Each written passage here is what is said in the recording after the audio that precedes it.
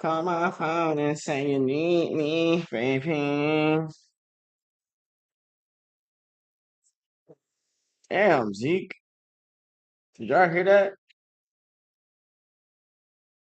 All right, chat. We got a reset going on. Let's put the title on the screen, put the video on the screen.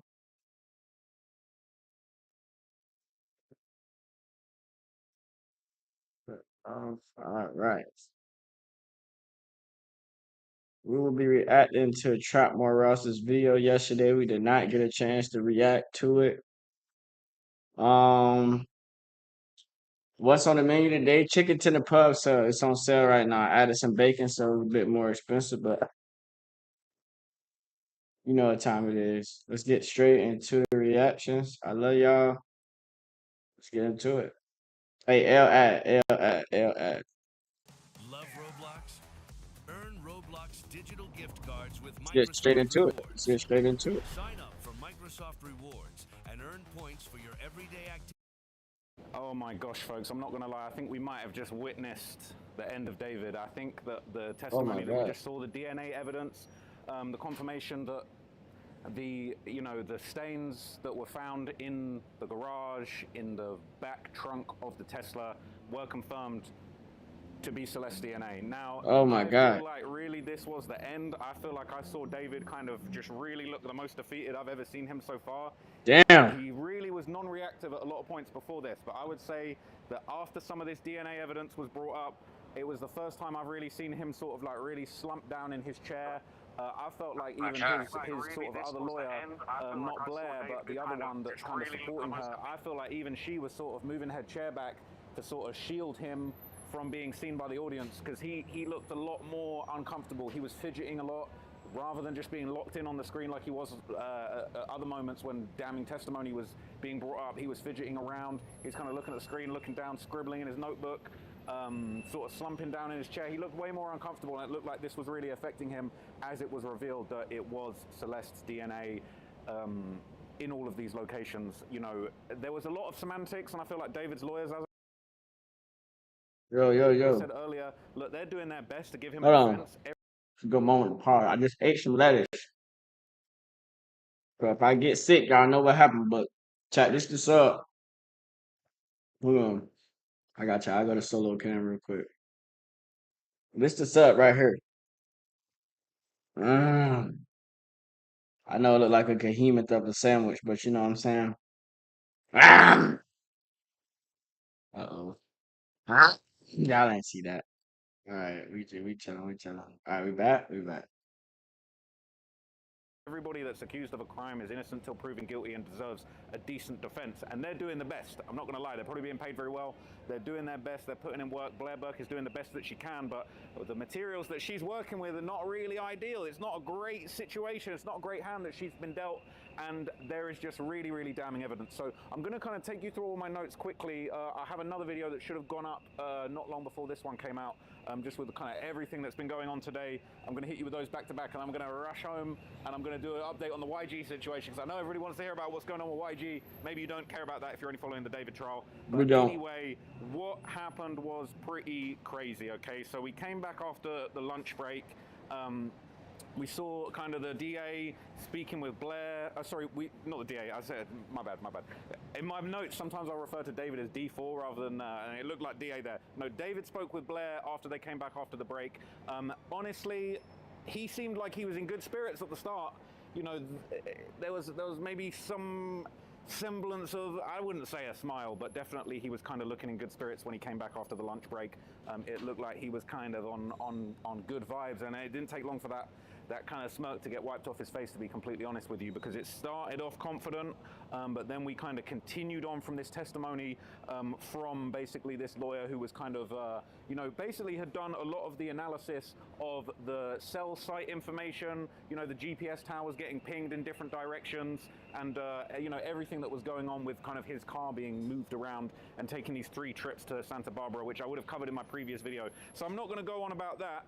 but it felt like really what Blair Burke was up against was just kind of like just attacking any angle she could try and find. You know, she was basically just asking any questions about, oh, you know, how long you been with the task force, who were you employed by? You were employed by Verizon, and then are you employed by the FBI? No, he's not. He's sworn in by the FBI, but he's straight LAPD. It was kind of like she was looking for anything. She was looking for absolutely anything that she could kind of put together about this guy, was asking about his backstory, his history, his working history, you know, the GPS data. Basically, it was established, it was like, look, these cell tower indicators, it indicates how far away a phone is from multiple cell towers. It can estimate the direction and the distance, but it doesn't give direct GPS coordinates. It can give you a pretty good idea, it can locate it down to an address or a rough area, but it couldn't give coordinates. And that was like a big thing that Blair was trying to kind of latch onto, of just like, well, you didn't have coordinates, there's no GPS. And he's like, yeah, we don't get GPS. Not Bro, if he's in a 3 mile radius, he's fucking cooked, bro. A 2 mile radius, he's cooked, bro. It doesn't matter. to say that GPS wasn't captured by something else, but he was like, I work with the cell phone companies, I get the cell phone data, the phone calls, the pings to the cell towers. GPS is on the device. The device is collecting a GPS signal. We're collecting the cell phone tower pings. And it was almost like Blair was just kind of like, like what can I do with that information? But it wasn't really compelling. She was trying her best, but it wasn't really compelling. So we kind of heard about these different kind of trips to Santa Barbara. They asked if Celeste's phone had been analyzed, and again he was like, look, it's not about analyzing phones, it's about analyzing, you know, the call log information. We have Oh got my to the God. point where literally It'll anyone add can already, build a bro. fully working app without knowing how to code. This is base 40. It'll add, bro. The cell phone pings, and they basically kind of brought up this phone call that was made to Celeste that was never answered. It went to voicemail, and basically it appeared to suggest that Celeste's phone, you know, didn't have any GPS information. They said it could have been on airplane mode, but it wasn't confirmed. So it was pretty ambiguous. But what was clear was that it seemed that that night, you know, within an hour of Celeste allegedly passing away, you know, he was on this trip to Santa Barbara. You heading out? Okay, I'll see you tomorrow, yeah? Take care. So basically it was like this talk of, you know, this trip to Santa Barbara and like what that was all about. Let's tell you what I'm gonna do. I'm gonna plant my phone down because my notes, I'm not gonna lie, are comprehensive right now. My notes are serious. So let me plant this down and I'm just gonna go full note taker style. Okay, so look. Bro, you need a cameraman, There's bro. a whole lot going on with that. So she basically like, I drew a little diagram. You're probably not gonna be able to see it here. But I drew this little kind of diagram, and there's wind going, all types of things going on right now.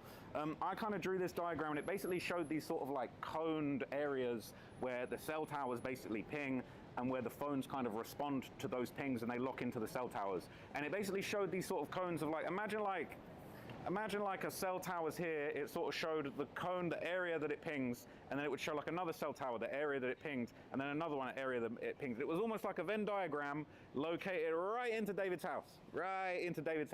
That was pretty damning. And then they were kind of like, well, it's not GPS. They're saying, oh, you know, he could have been near the house. And he's like, well, look, I basically, on a pretty good balance of probabilities, can say that it's likely that that was the address, that was the property where, you know, these things were going down, basically. So that was kind of that. They talked about, you know, the cell phone tower data pinging to where the passport card, Celeste's passport card, was found. You know, that was kind of damning. And really the last straw that Blair kind of tried to pull on him, and it didn't really go down too well, to be completely honest with you guys. Basically said, well, what about the GPS coordinates that we were given about the passport card that was found, and how that didn't quite match up to the exact stretch of road that was photographed in the officer's image. Well, the officer that was kind of doing all of the cell phone data stuff, he basically was just kind of like, well, I didn't collect that information. I didn't collect that GPS coordinates. We basically can ping the cell tower into roughly a similar area. And they were like, but it's not the same area. It's not the same coordinates, right? The coordinates in here are slightly different. And he was like, yeah, they're slightly different. We're using a different methodology, but they're very close. It's very close. It's very similar. It's overlapping, and it's a different piece of technology being used. And it was kind of like, like what else are you going to throw at him? So she tried to sort of mention a bunch of other things that just didn't really help. She was like, did the detectives do a drive test? Did they do the drive? If you're saying that you went to Santa Barbara you know, at 11 o'clock, and then he was there for a few hours, then he came back and he was back by 7 a.m. Did you do a drive test to make sure that the distance was the same? And they were basically like, no, we don't really need to do that. It's not really a good use of time. We don't really need to go and do that journey, and it doesn't really prove anything. We have a methodology to work out how long a journey is going to be, and it just doesn't really matter. You know, he kind of had great answers for everything. She was saying, oh, how can you be sure that it's his exact house? And they were like, well, you've got all these intersecting arcs where the cell phone towers point, and it all pointed towards David's exact residence. They all encompass his home and point to his home. You could say maybe they pinged in the alleyway next to his home, but it was like they point to his home. It's all directed at David's house. That's what was going on. He said, look, I can't say exactly. I can't say 100%, but I can say it's consistent with him being in that exact area, his house. And they basically said, look, Celeste's phone, it wasn't giving off any cell phone tower data. We don't collect GPS data because that's a device piece of information. We collect cell tower pings. And the phone was basically, it could have been on air. They basically said it could have been on airplane mode. It could have been off. They said that it wasn't just David's phone, but it was also the Tesla. And there was kind of, again, a point of contention where like the defense was sort of like, well, how does the Tesla modem ping off to the towers? And he was like, well, look, the Tesla modem connects to the Sailor network, which then connects to the cell towers. For all intents and purposes, a Tesla is a cell phone. It interacts with the cell phone service pretty much the same way that a cell phone actually interacts with the cell site towers and all those kind of things. So for all intents and purposes, David went out there with a car that was a phone. His car was a phone. A Tesla is a phone. I don't have a Tesla, but like Teslas operate like a smartphone. You got all of that infotainment, everything there. So they're basically saying, look, one of the last things that Blair really came out on that front was basically that to say, having this signal, what it doesn't tell you is if any particular person or multiple people were in the car. Car could have been full of people, but David could have been the only person that had his phone. Or the car could have been full of people, but they just had David's phone and David wasn't there. I mean, that's a long shot. Do you really think that that's going to go anywhere? I doubt it. But these were like the very few final things that they could really clutch for, because it was just like, it was just so damning. We just saw everything that was going on. We hadn't even heard about this supposed Uber trip from Celeste's home to David's house, which I'm sure that will be brought up at some point. Oh my God. Right at the end. But it's like the way that the prosecution are laying everything out. Oh, AI ad. This is AI ad. This is AI. Don't get fooled. It's like, then we finally got to the blood evidence and the DNA evidence, and it was just like, okay, they've laid such a good foundation. It seemed like the defense really had nothing to go on. So they basically said, look, you can't tell if somebody is holding the phone or if the phone's been left behind or if the phone's in a car. And I'll be honest, no disrespect to Blair, but it sounded almost like she was a little bit technologically not illiterate, but like it was almost like this guy was clearly an expert in this technology, and she was asking sort of very basic questions of like, oh, can you tell if someone's holding the phone? Can you tell if someone's doing something with the phone? And he was like, look, the cell phone, if it's on, it's pinging the cell tower all times. They were like, does he have to make a call for it to ping the cell tower? And he was kind of like, well, you don't have to make a call. He said every microsecond there are pings from the cell phone tower to the phone. It's happening constantly. Every microsecond? Constant connection. There's always something going in and out. He said you don't have to do anything. This is happening without you helping it or not. If the phone's on, if the phone's not on airplane mode, it's pinging the tower. You don't have to do anything. It's always seeking a tower. It said it's always seeking a tower. Every millisecond your phone is searching for a cell tower. So any criminals out there thinking you're going to try and get away with something, no. Every millisecond your phone is searching for a cell tower. It's snitching on you every millisecond. Dealing with, okay? So honestly, I'm gonna move on from this because I just feel like it just went around in circles so much. I thought you always do, bro. I was honestly quite flustered at a certain point. And it didn't really feel like they could get anywhere with it. One of the few things they said was, did you file a full report, or is this PowerPoint the only thing you've got? And he was like, yeah, just this PowerPoint. So when Beth had a chance to talk again, she said, all she asked was one question. She said, did you put all of the info you had into this PowerPoint? He said, yes. She said, I rest there. Now, somebody's car alarm is going off right now, so I might just have to... Let's take a break, bro. ...entertain you guys while that's going off, because there's all sorts going. You're not going to entertain me, Jit. ...situation with Steve Fisher winning the report. I wanted this to be natural, and I didn't want to edit it, because having uploaded no editor in time, and so I don't want to do no more editing. It's nonsense. Anyway, the alarm has stopped. That's amazing. All right. Oh. Slow down a little bit and kind of start going through... Yo, chat. I'm not eating that other half, bro. After Beth had her opportunity Bullshit. to basically mention all of the relevant information being in this PowerPoint, Bullshit. there's no need for a bigger report because the PowerPoint is the report. The PowerPoint has everything you could possibly need. So David's sort of second defense attorney, the one that's sort of below Blair, then came back to kind of have some conversation. No disrespect, but I really am not impressed with her. I don't think she's had a good moment in this whole thing. Blair's had a couple of good moments, to be completely honest with you. Like, there's been a few moments where Blair's kind of like pulled something out the bag. She said something that's kind of interesting and sort of caught you off guard and made you think like, oh, okay, like, okay, none of the chainsaws had blood on them. That's interesting. But this lawyer, I'm not going to lie, she's not had a good moment in this whole thing. She came on to basically ask a really bunch of dumb questions about latitude and longitude, and it says, you know, it differs to the latitude and longitude coordinates that the previous person said that they found Celeste's passport card at, and he was just like, yeah, it's close enough, basically. We use a different methodology, it's different technology. It's basically the same area, it's close enough, but we're using a different approach to this. And it was the same thing when they talked about the passport card and they tried to say, well, the picture you took is at a different location. I'm full as hell, bro.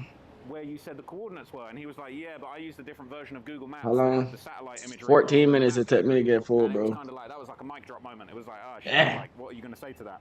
So anyway, pretty much Beth just asked one last question at the end of that after they had kind of brought up this whole coordinates. Yo, chat. Said, I gotta go get my blanket, bro. There's no way I'm gonna be able to make it through this. I gotta go get my blanket, bro. You know what? I just ate, bro. I'm full of shit. What you want me to do, bro? Like, I gotta get my damn blanket.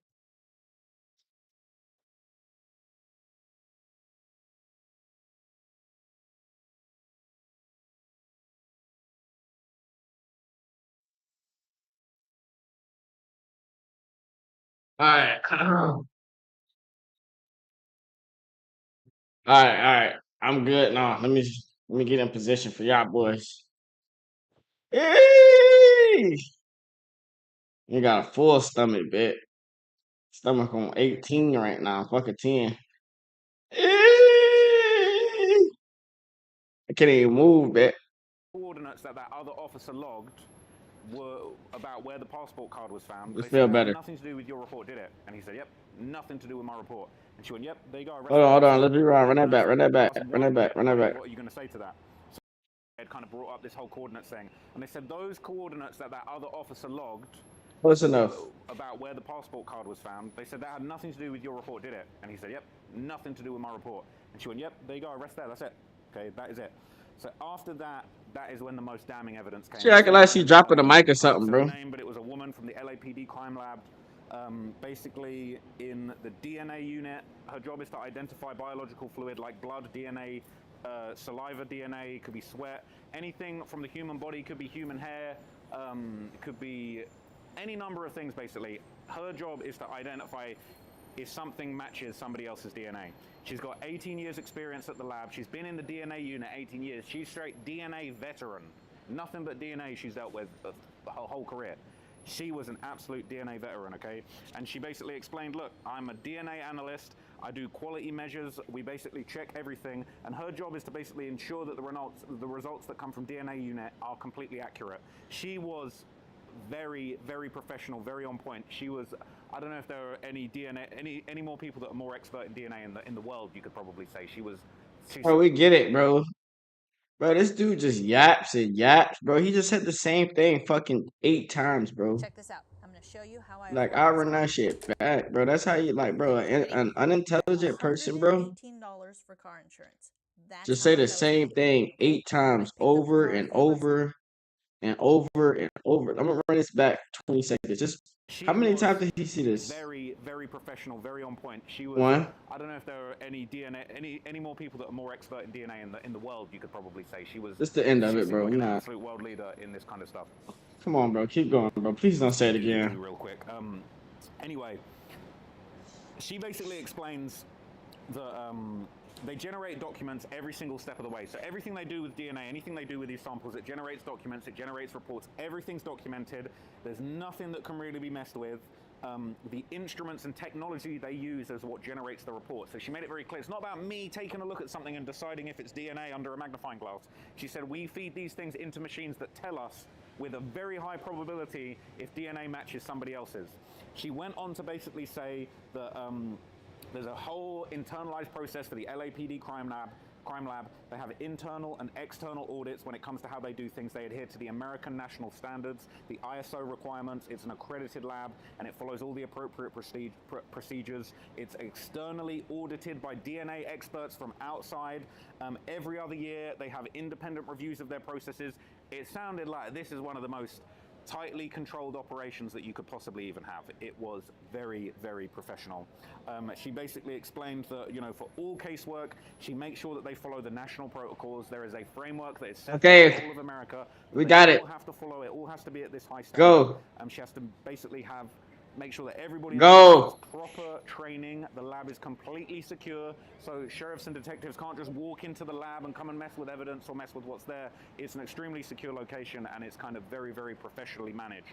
It was an extremely detailed account of how this organization works. So she got to explaining how the evidence is kind of collected and sampled and analyzed. Basically explained items are collected from the scene. They don't necessarily know what might be found on them. So obviously we saw the previous testimony where they were spraying, you know, they were spraying objects at the scene, seeing if they glowed blue. They had, you know, they said in the movies they call it luminol, but they have something called blue star and phenolphthalein, and they basically will spray things, and if they show up bright, it's suspected it's possible blood. Now here's what was really interesting. This didn't really look too good, but at the same time, I think at a certain point we have to accept that, like, you can never be 100% certain of anything in life, in any kind of criminal case. When they spray the stuff and it shows up pink, it shows up bright blue under the dark light, they said that's likely to be possible blood, all right? They then have to DNA test it and test if that DNA on the suspected blood belongs to another person. They can't say 100,000% with all possibility that it's definitely blood at the scene, it's definitely DNA after the fact. It's all to the point, and they were talking about set to the likelihood of like 1 to a septillion, numbers followed by 24 zeros. So it's like the likelihood is so high, but they can never be 100%. There's no such thing as a sure thing in life. And that's the way that they were explaining it. That's because they're professional. That's why DNA is 99.9. Blair and the defense, you know, are licensed to sort of cast out on absolutely anything. So that was a really interesting interaction. 99.9. You are the father. We got it. She's looked at thousands of samples. She even explained what is DNA very briefly. It's a molecule that is in every cell of the body. It's basically, everyone's got DNA. It's very identifiable. Your DNA is your DNA, and they use it for forensic testing. They have a 4-step process to basically check, process, amplify, and then create a picture of the DNA, all done with equipment. And it doesn't matter who does it. Once it's put into the equipment is going to give a completely objective, impartial report on what it is. Nobody's sitting there thinking, yeah, let me just decide that this looks like Celeste DNA. These are professional pieces of equipment that are designed to do this. They don't have feelings. They don't think David's cooked. They're not hating on David. They've not seen David's music videos. This is a machine that just decides, is this Celeste DNA or not? Okay. So from there, we got it, they bro. basically explained that they took a reference sample from Celeste, and this is really horrible, but they basically said that they had a toenail clipping that was provided to them by the medical examiner's office that had the remains. They created a full DNA profile for Celeste based on her toenail clipping, and they took a buccal swab, which is basically a mouth swab from David's mouth to build a profile on him. So they had a full profile of Celeste DNA and a full profile of David's DNA.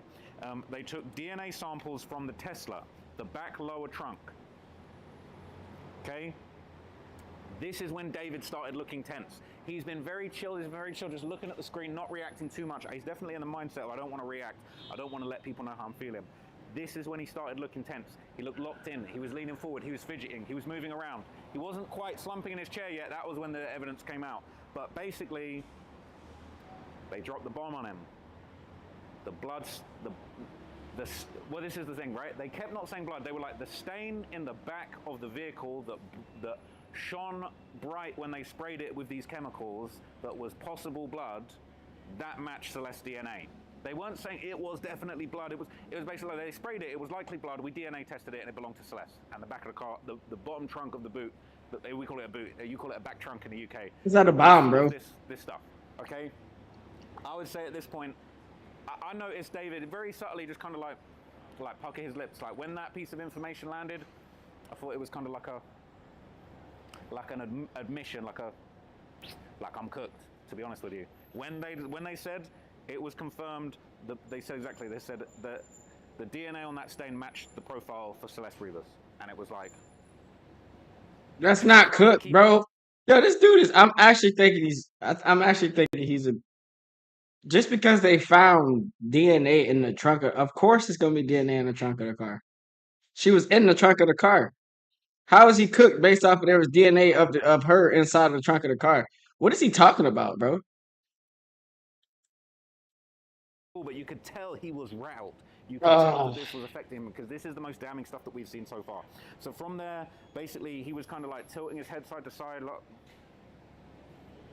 puckering his lips, and they said it was confirmed. The DNA was confirmed to belong to Celeste. They said the evidence from the home garage, the black rubber mat.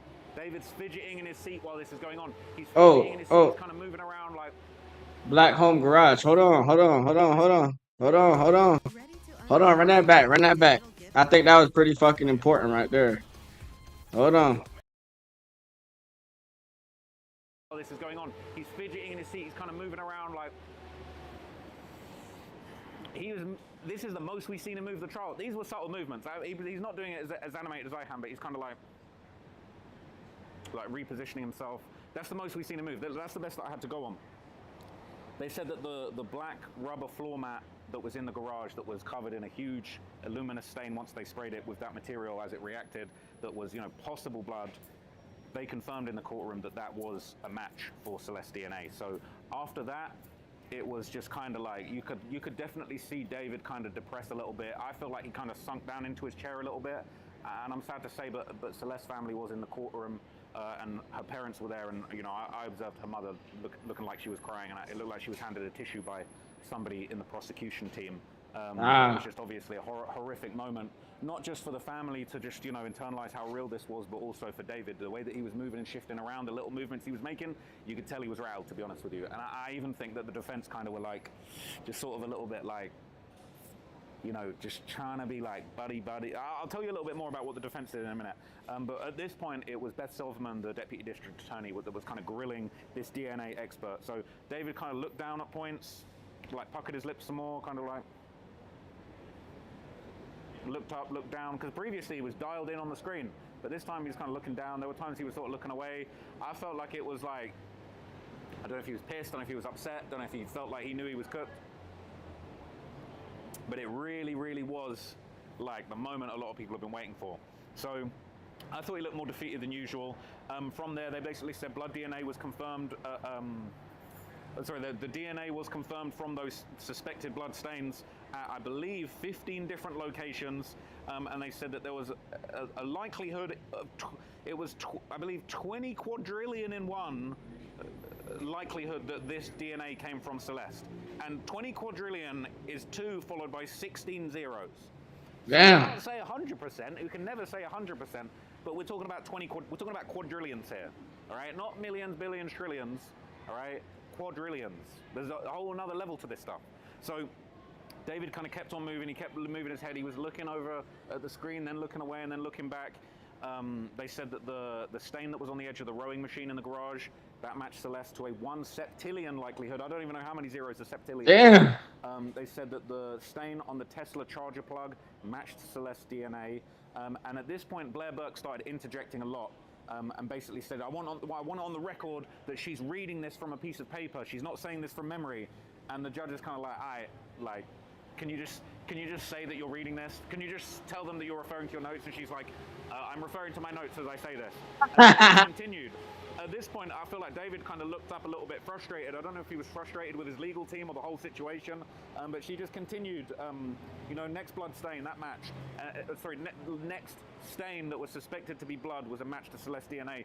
A lot of the stuff around in the garage, they did say that there was a very interesting one. We heard about this trash bag that had a bunch of wet wipes in it that seemed like they had blood on them. It said that the outer trash bag, it had a mixture of DNA. 4 contributors, 1 of them was David, 1 of them was an unknown male, 2 were completely unknown, 0 of them was Celeste. Now, I don't really think that necessarily proves anything. That's like the straw that they're going to clutch onto, but it seemed to me that it was really just a case of like, whoever had been in the garage, maybe David threw a few soiled wet wipes in there. Maybe someone else threw a little something in there. Maybe somebody else like touched the edge of it. Maybe someone brushed up against it. You know, Blair kind of kept bringing up in cross-examination, well, you know, I could touch you and then touch someone else, and I could get your DNA on them with you never touching them. And she was like, yeah, it's a possibility. It could happen. But it's like, we're talking about an entire pool of glowing, luminous, reactive liquid on the floor that's testing positive for her DNA, and she's found in the front trunk of a Tesla. And you want to talk about, I could touch you and touch him and transfer a bit of DNA over there, and just because a barely relevant trash bag has 4 people's DNA on it, really doesn't prove anything. So as this continued, they said that the stains on the wet wipes in the trash bag, they did match Celeste, but they didn't match David. And this was something that Blair kind of latched onto a little bit to say, well, you know, that didn't match David, right? She didn't say it, but it felt like she was trying to infer that, well, he couldn't have used it to wipe up the blood and put it in the bag, or his DNA would be on it. Well, that's kind of like, if you want us to believe that I could touch you and touch him and then put your DNA on him without you ever touching him, it's like, dude could have easily used gloves to put a bunch of blood-stained wet wipes into a trash bag and then threw the gloves somewhere else. Disposed of the gloves in the household trash that's long gone. That's a theory too. It's kind of like these kind of wild theories, they don't really hold up water because you can hit them with a counter theory that just is way more logical. Like, why wasn't his blood on any of the wet wipes? Sorry, why wasn't his DNA on any of the brown stained wet wipes that had Celeste DNA on them? Maybe he used gloves. Maybe he used this mop that he apparently ordered from Amazon and put wet wipes on them, and then, you know, used the mop stick and poke them in the bag using his foot with a shoe on. Yeah, just keep There's going. no reason that there's not loads of other logical explanations for that. Just Anyway, keep going, bro. Yeah, just keep during going, all of bro. that, it just sort of honestly, David just looked livid. He looked frustrated. He looked defeated. He was sinking down into his chair. I swear, every time I looked over at the DNA expert, I swear, every time I looked over at David, he was smaller. He was smaller and smaller and smaller down into his chair. He looked really, really defeated, in my opinion. So Beth kind of rested. David was extremely fidgety at this point. He looked so frustrated. And then at that point, basically, we kind of sort of heard a little bit more from David's defense. So as Blair was kind of getting up from next to David, walking over to take the podium to question the DNA expert, I noticed David kind of wiped his eye a bit. Now, as I kept looking at him, he didn't do it again. It didn't look like he was crying. Maybe he just had something in his eye. But for a minute, I thought, is he shedding a tear? Is he really like realized that it's over with at this point? But I couldn't say that he looked like he was crying after that. But he definitely kind of like wiped his eye a little. And bear in mind, he's barely moved in this whole thing. He sort of walks in, sits down, sits there, and barely moves for hours. So this is the most we've seen him. So he kind of had a little whispering chat with Blair. She came up and got the podium, and the other lawyer that's not really too good, she kind of took Blair's seat and sat next to David, and it looked like she was kind of sitting next to him to give like a little bit of moral support, a little bit of emotional support. But then as time went on, I'm seeing he's fidgeting, and I felt like she kind of slid her chair back. So imagine like I'm David sat here, she's kind of sat sort of here, and then I'm in the courtroom sat way over here at the back. So I felt like she kind of like was just like slowly just moving her chair back away from the desk, sort of providing a human shield to David, you know, literally and figuratively.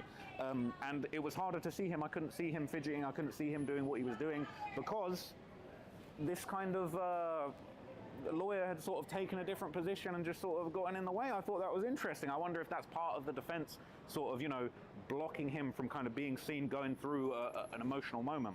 But basically, from there, we ended up kind of hearing from Blair. She basically tried to attack the whole situation of like not doing the testing themselves. So like the DNA expert that was actually on the stand, Blair kind of was going at them basically saying, well, you didn't do all this testing yourself. You didn't personally do all of this testing. And I felt like it wasn't necessarily like a really in-depth line of questioning, because it was made very clear at the start that these are like industry standard tests. Doesn't matter who does the test, it's all about the machines and the technology that basically analyzes the DNA in depth, and essentially it's all about the machines. It doesn't matter. Very true. It doesn't matter which person looked at it, and I believe they even Still got to follow the right person, steps, like, but these put the professionals. physical material into the machines. He's right. He's right. Testing. I think they said that they were like on maternity leave or something. They weren't available. They weren't able to. Hey, you okay? I'm in the middle of the recording. Can I do it afterwards? Or you want to do it really quick? Okay. Let's do it really quick. Okay.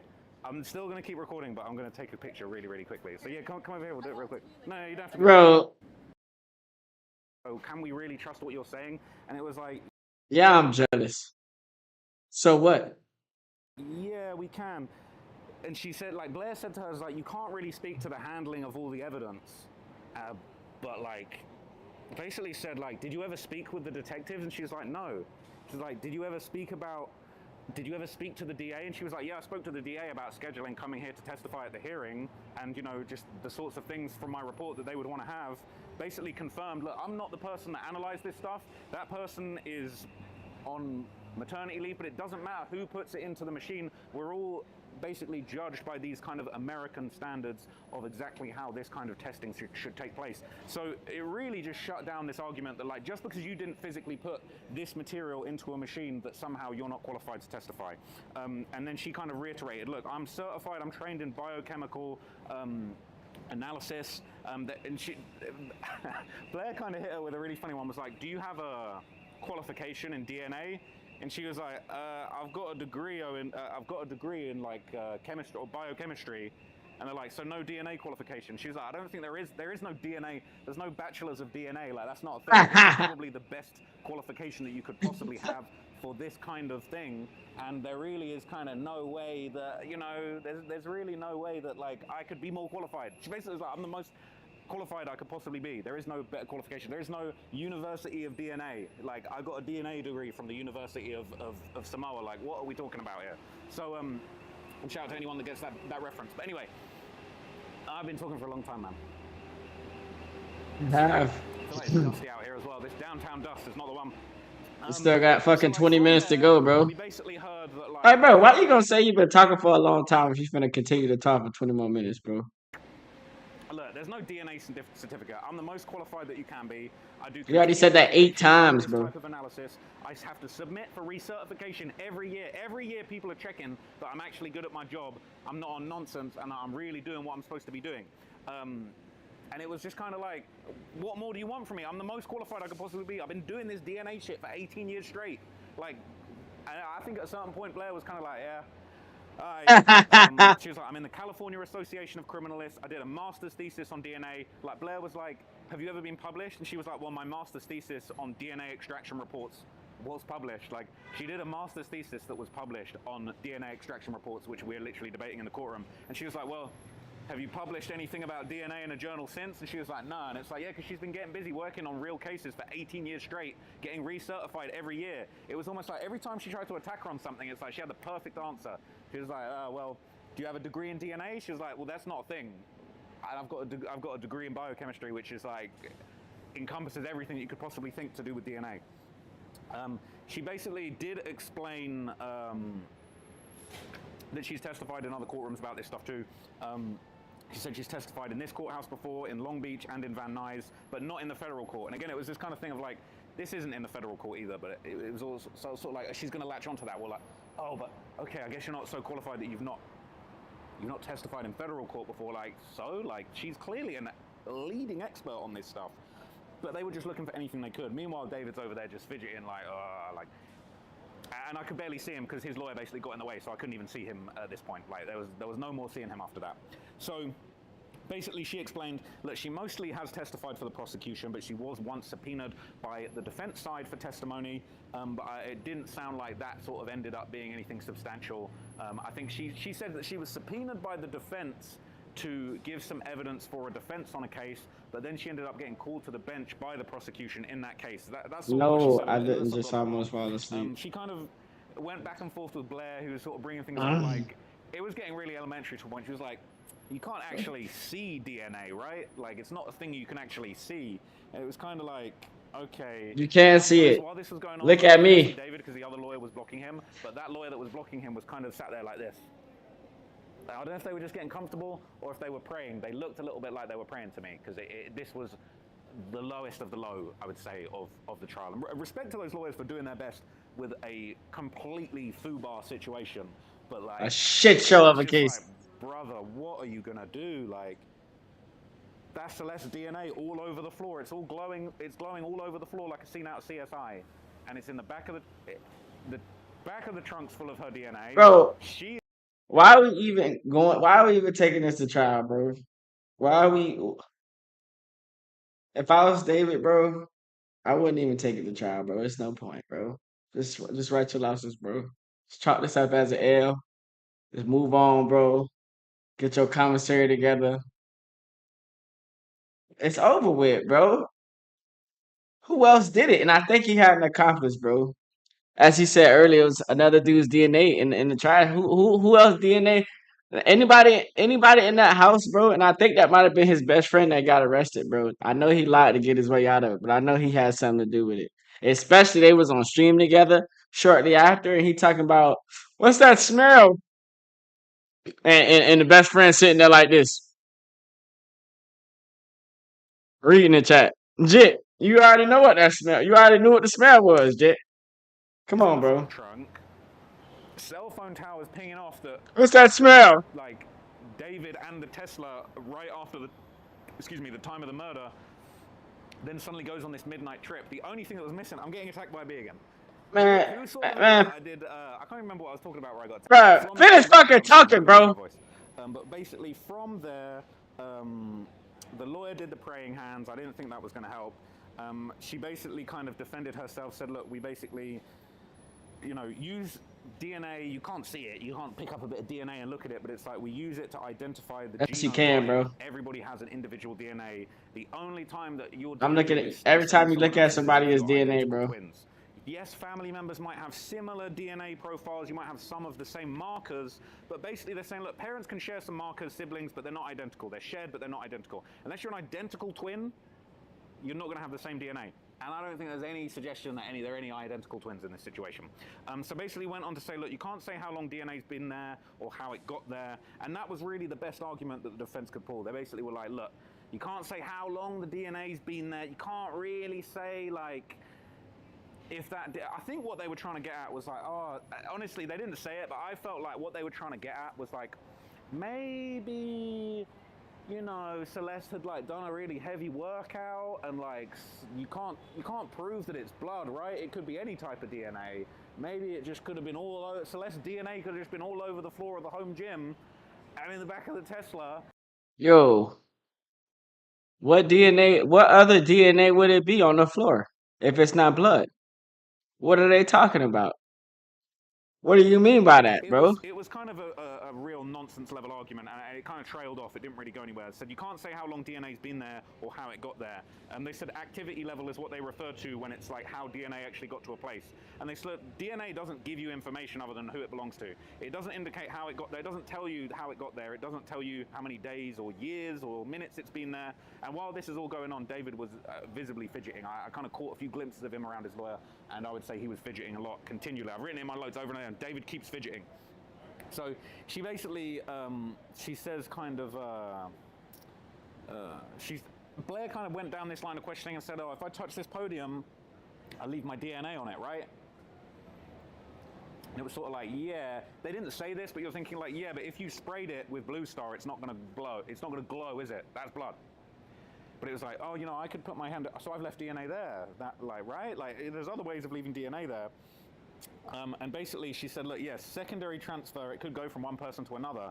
I felt like at this point Blair was just spouting nonsense, to be honest. Like, she was just looking for anything. Like, the person up there is like, yeah, DNA can move from one place to another, but like, that's not what this is. So basically, I felt like Blair was kind of talking in circles on this secondary DNA transfer. It's funny because the medical examiner was going to be the next witness, and I felt like she was really running out the clock. Honestly, it felt like a filibuster, if you know what that is from politics, or she was just like running out the shot clock to me. It almost felt like she was just asking nonsense questions, talking in circles, talking about DNA. If I touch this, if I touch that, I could move it over here. She did that so y'all would get confused, bro. She's doing that for the jury's sake. Say if somebody tell you some damning evidence, right? 5 minutes later, somebody just come up just spewing a whole bunch of bullshit. Unless you write that down, bro, it's gonna get really cloudy as you hearing everything that the defense lawyer is saying. Oh, this, oh, what the DNA? What color is it? Did you know it was like, bro? It's starting to get cloudy, bro. It's just a defense tactic, bro. And he talked about, I don't know why they're asking these questions. They need me in the courtroom, bro. He was just sinking down and down and down into his chair to the point he was about to fall through to the basement because he was looking very defeated. Every time I saw him, he got smaller. So they brought up the rowing machine DNA matching to Celeste, and they're saying, well, you can't say how it got there. Rowing machine is How crazy. long it was there. And I think she was trying to infer that, like, maybe Celeste had Yo, gone chat, to the camera crib going and off done a for rowing 2 seconds, session I and think. left a Hold little on, bit yeah, of camera DNA going there. off. Yeah, And yeah, that's yeah. when they said it's possible the DNA came from blood, right? You can't specifically say that this DNA came from blood. It could have come from skin cells. It could have come from sweat. It could have come from other things. And it felt like for a moment, it almost felt like Blair looked like she thought she was getting the motion back. Like she was like, it's possible it came from blood. It's not definite, right? And we're like, a minute ago we're talking about quadrillion and septillions, and you're talking about it's possible, right? I think she thought like she was hitting with this, and it was not going anywhere. So Yeah, after no shit. basically, the district attorney joined and was actually in a crowd, so you knew something serious was coming. And we knew that the medical examiner was rumored to have been the last witness. They came out for like 5 minutes at the end, but really, I'd say that the defense just filibustered for ages to just push off this testimony Right. from the medical examiner. So Exactly. after that, we kind of went around in circles talking about this trash bag. They're saying, oh, well, it didn't definitely have... There was a trash bag that had 4 people's DNA on it. One of them was likely David. Inside that trash bag were the wet wipes with brown stains on them that were proven to be Celeste DNA, and another trash bag. And it was crazy because Blair was like, the trash bag that was inside the other trash bag that was surrounded by wipes that, you know, have Celeste DNA on it, right? That random trash bag in there, that didn't have David's DNA on it, did it? And she was like, nah, it didn't. And it was like, got him, like, yes, you excluded David from that one, right? And it was kind of like, bro, like, this is, we're rearranging deck chairs on the Titanic at this point. And I do think she was stalling and filibustering. So they basically went on to kind of just go back and forth about this kind of irrelevant outer bag. They said there were 4 contributors, 2 were men, and then they started talking about the lab software that was used to kind of collect and analyze this stuff. It was called StarMix, and they were basically talking about you know, what StarMix software does and how it works and what they put into it. Now, at some point, one of the lawyers came over and gave Blair a little scrap of paper. I thought it was they were going to give her a scrap of paper to say, stop, please stop, like, this is going so badly. But it was kind of, I guess it was like a little strategy. So they gave her to the scrap of paper, and then suddenly she kind of upped the energy a little bit, to be honest with you. She kind of like came back alive a little bit, and then she was like, why didn't the original March 11th, 2026 report, why did it say at least 4 contributors to the trash bag rather than strictly 4? And then they were basically just like, it said at least 2 males, 4 individuals total. It wasn't like, if that was how it was worded, at least. It's like she was trying to infer it could have been a million contributors, at least 4. That means at least 4 up to an infinite number. And they were like, nah, it's identified 4 individuals total. StarMix gives a probability estimate basically, and it explained the percentages that each contributor was going to be. Out of 4 people, it said there was 41% chance of one person, 27% chance of a second, 21% chance of a third, and 11% chance of a fourth. There wasn't reference to a 5th. There wasn't, oh, you know, there's a 1% chance there could have been a 5th person. It was talking about 4 different DNA profiles found and the likelihood that there was that many. So where are them 4 people at? That basically seemed to be the whole of it. That's my question. David was included as a contributor to that DNA mix. Now, okay, so that's 3. they basically explained how this kind of StarMix software, it kind of defines like a possible contributor. And it just seems like no matter what you do when it comes to this high-level medical analysis, you can never say anything for 100%. I couldn't say to you with 100% certainty that I'm going to upload this video. Who knows what's going to happen? I'm going to try. I'm 99% sure that all of this recording that I've done now, I'm going to upload. But you never know. You never know. I might drop the camera down a drain on the way home. Who knows what could happen? So you can't ever say with 100% certainty of anything.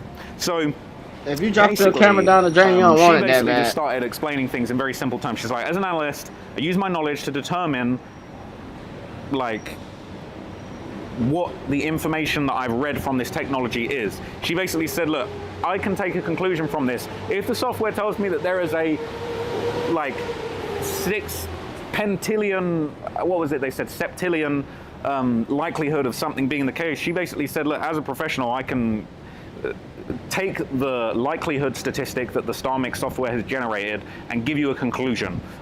Blair basically kept kind of just like going at these convoluted questions. She even at one point asked a question, I didn't get a chance to write it down, and then the judge was like, wait, can you repeat that? And she was like, I can't even remember what I said. Like that's the level the discourse had gotten to at that point. She was saying stuff. She was sort of like, when you get the StarMix and like you don't know if the DNA is connected to the person, like how do you know how the mixture was like reached? It was something, you know what I mean? And then the judge is kind of like, wait, what? And she's like, She was like, I can't remember what I said. Like, let me just come up with a new one. She was freestyling, filibustering, it seemed like. So anyway, I'm going to wrap it up soon. I can't believe I've got this many notes. Don't tell me I got this many more pages. That's insane. So they basically said, is it possible if someone picks something up? She kept saying, I've written it over and over again, but could you pick something up and move it? And it's like, yeah, you could, but that doesn't explain the glowing floor.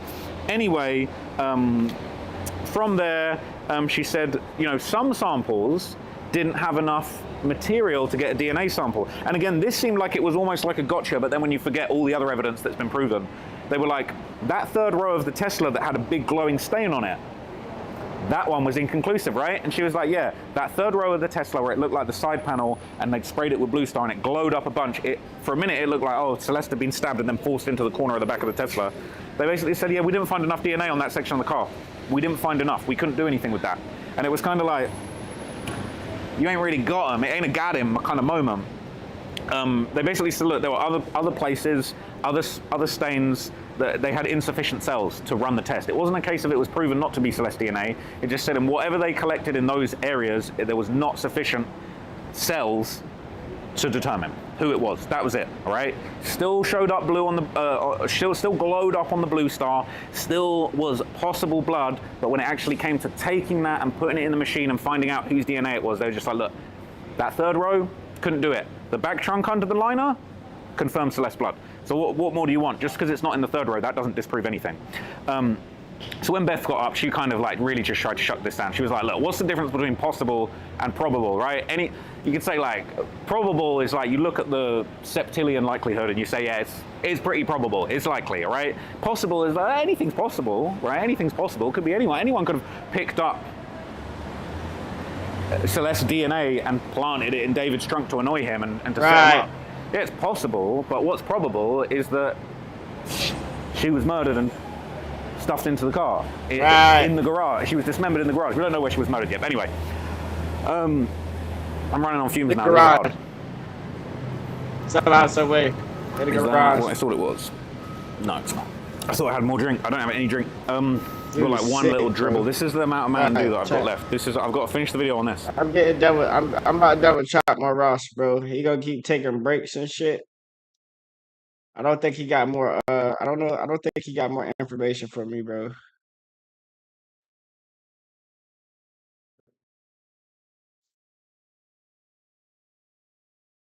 Talk about soul plant.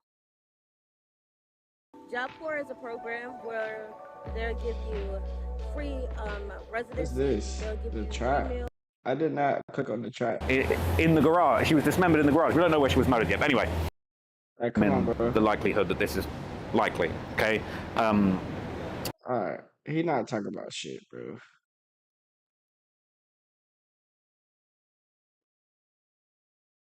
I think we already watched this. What he talking about, bro? The Pascal show? Of all the pictures that were shown, David was looking down. Okay, he was like this, kind of looking down on a piece of paper or something. That's what I'm about to talk about, which is, yeah, that's a good question. The only time that David was locked into the pictures was when they started to show the shush tattoo, her hands, and the left fingers. He was fixated on it. That's my interpretation of it. That's my opinion of when I saw him looking at the pictures and looking up at the pictures. He was very locked in to those pictures. Out of all the pictures that he was looking at, those ones are the ones that he was locked in. There might be memories that sparked from him. Maybe that's why he was so fixated. This nigga doing the same shit. But he got 1.4K, bro. Alright, chat. Y'all go follow that boy. I'm gonna end this bitch right now. Get ready for the next event staff, but hey, I don't know what to say.